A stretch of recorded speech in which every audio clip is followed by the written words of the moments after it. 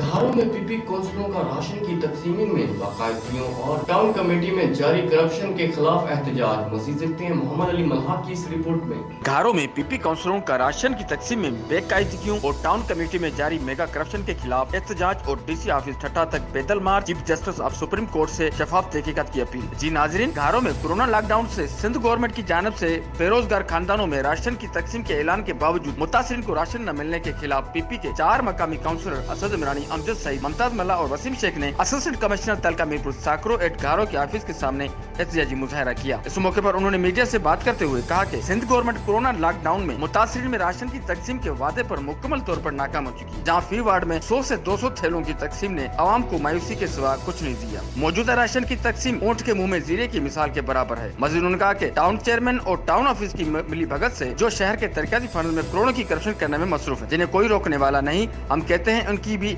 शफाफ तहकीकात होनी चाहिए, जिसकी तहकीकात के लिए हम घारो एसी ऑफिस से ठट्टा डीसी ऑफिस तक का पैदल सफर तय करेंगे और अपना रिकॉर्ड करवाएंगे। कैमरा टीम के साथ मोहम्मद अली मल्ला, राज न्यूज, घारो।